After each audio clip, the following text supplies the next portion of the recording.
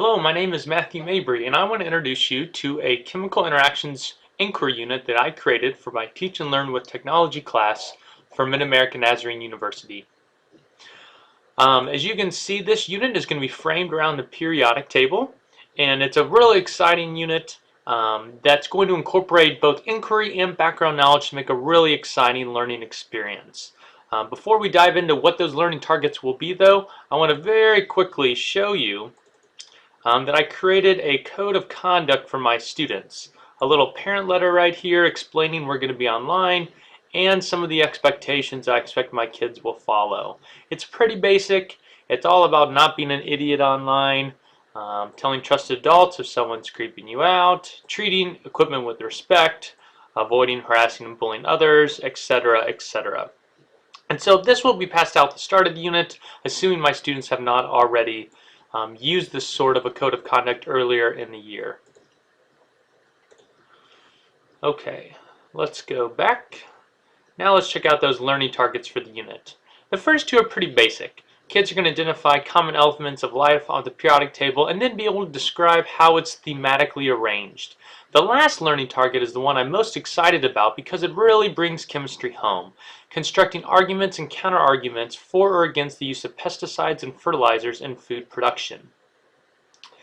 And see here, this is where it connects to the Missouri standards, and down here, this little paragraph explains how the kids are going to have this nexus of technological information and pedagogical information, and they're going to bring it all together in this third learning target where they construct those arguments and counter-arguments.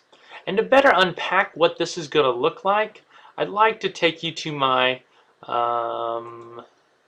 this right here, my lesson plan page.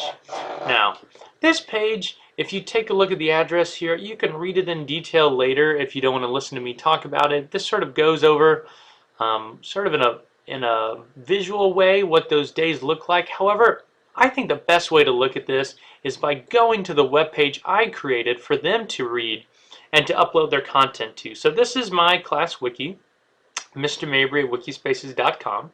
And as you can see here, the kids, for their third learning target, are first going to read these three articles, one from the Mayo Clinic, one from Ezine, and one from Reuters. And then they're going to find a new article online. And here you can see my example. There's the article I found online. I pretend that I'm from period 2. I write that this is an article for organic foods, and this is my little paragraph summary of that article. And then down here are a few students who did this activity after I created it a couple months ago. There's Sierra and Kelly and Sam and Matt, and see they have all these different articles right here. Nikki and Callie did this one together, and Allie. And so they're their article summaries. And after they read these article summaries, then, and this was the part that was really hard, we didn't quite get to, they're supposed to create a 1-minute oral argument synthesizing all this information they read in my 3 articles and their article using screencast-o-matic.com, the program I'm using right now to make this screencast, and then they're supposed to upload it to YouTube. And then what I wanted them to do was to, when they uploaded it to YouTube, to put it in this grid right here. And this is an example I did, and this was a video I created doing a 1-minute argument. And then I wanted kids to watch these videos, and you can see no one did this down here. No one's done this yet, and it was because we just didn't have time in class, and they didn't know how to use Screencast-O-Matic, and I wasn't really willing to use enough class time to teach it to them, so we decided to punt on this. But I still think it would be really cool to do that. Then after kids watch videos, they have to pick a video and write a counter argument to the argument as presented in the video.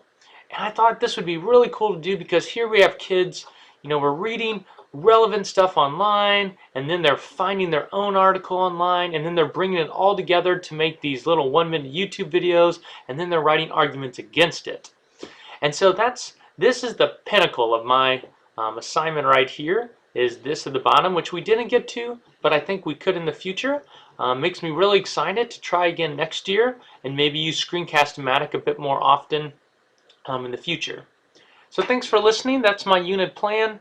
We'll go ahead and go back right here to remind you, you can read this in detail, what those days would look like. And if you have any questions, please send me an email or give me a call. I'd love to hear your feedback on this unit plan. And thank you so much for listening.